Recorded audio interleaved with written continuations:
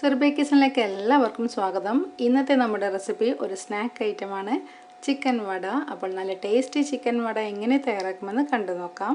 ഇവിടെ ഈ വട തയ്യാറാക്കുന്നതിന് ഞാൻ ബോൺലെസ് ചിക്കനാണ് എടുക്കുന്നത്. അപ്പോൾ ചിക്കൻ ഒന്ന് കഴുകുന്ന തൊട്ടിട്ടൊന്ന് കണ്ടു നോക്കാം.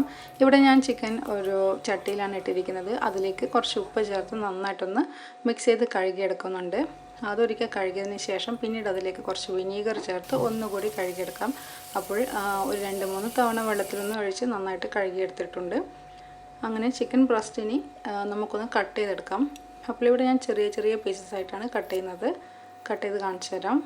ചിക്കൻ വടയൊക്കെ നമ്മൾ പലതരത്തിൽ ഉണ്ടാക്കാറുണ്ട്. അതിലൊരു രീതിയാണ് ഞാൻ ഇന്ന് ഇവിടെ കാണിക്കുന്നത്. മറ്റുള്ള റെസിപ്പീസൊക്കെ ഞാൻ പിന്നാലെ എപ്പോഴെങ്കിലുമായിട്ട് പോസ്റ്റ് ചെയ്യുന്നതായിരിക്കും. അപ്പോൾ ഇവിടെ ചിക്കൻ കട്ട് ചെയ്തെടുത്തിട്ടുണ്ട്. അത് ജസ്റ്റ് ഞാനൊന്ന് കഴുകിയെടുത്തു. ഇനി ഈ ചട്ടിയിൽ നിന്നും ചിക്കൻ ഞാൻ ഒരു ബൗളിലേക്ക് മാറ്റുകയാണ്. ഇവിടെ അങ്ങനെ ചിക്കൻ മുഴുവനായും ബൗളിലേക്ക് മാറ്റിക്കഴിഞ്ഞു. ഈ ഒരു രീതിയിലാണ് ഞാൻ ചിക്കൻ കട്ട് ചെയ്തിരിക്കുന്നത്.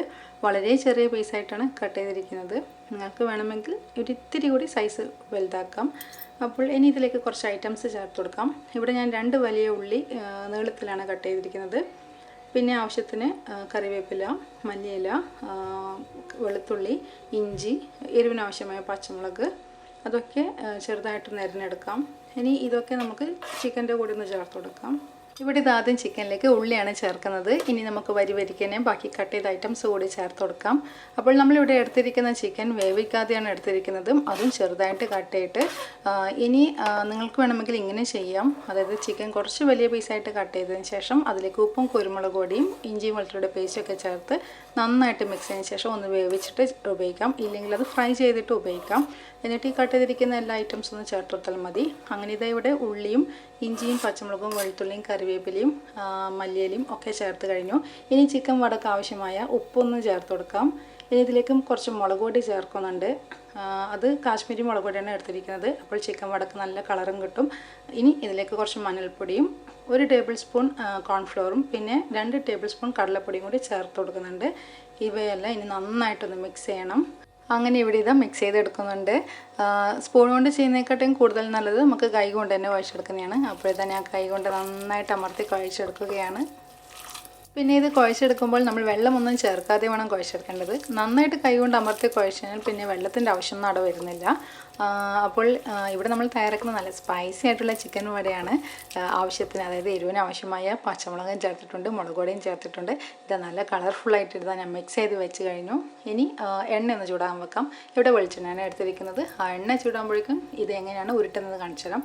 ഇതിൽ നിന്നും കുറച്ചെടുത്ത് ഇതുപോലെ ഒന്ന് ഉരുട്ടിയതിന് ശേഷം ഒന്ന് വിരൽ ഉപയോഗിച്ച് ജസ്റ്റ് ഒന്ന് പ്രസ് ചെയ്ത് കൊടുക്കാം. അപ്പോൾ നമ്മളിവിടെ തയ്യാറാക്കുന്നത് ചെറിയ വടയാണ്.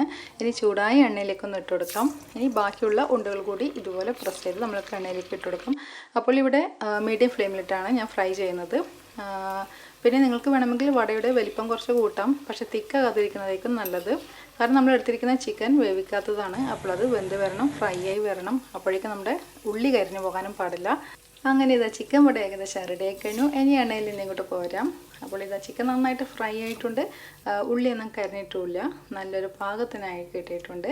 ഇനി ഇതൊരു പ്ലേറ്റിലേക്ക് മാറ്റാം. അപ്പോൾ നിങ്ങൾ ഈ രീതിയിൽ ഇതുവരെ ട്രൈ ചെയ്ത് നോക്കിയിട്ടില്ലെങ്കിൽ തീർച്ചയായും ഒന്ന് ട്രൈ ചെയ്ത് അഭിപ്രായങ്ങൾ കമൻറ്റ്സ് വഴി അറിയിക്കണം. അപ്പോൾ ഇത് കെച്ചപ്പ് കൂട്ടി കഴിക്കാൻ ഇഷ്ടമുള്ളവർക്ക് അങ്ങനെ കഴിക്കാം, അല്ലെങ്കിൽ വെറുതെ കഴിക്കാൻ ഇഷ്ടമുള്ളവർക്ക് അങ്ങനെയും കഴിക്കാം. അപ്പോൾ ഈ റെസിപ്പി ഇഷ്ടപ്പെട്ടിട്ടുണ്ടെങ്കിൽ ഒരു ലൈക്ക് കൊടുക്കുക. നമുക്ക് വീണ്ടും കാണാം. താങ്ക്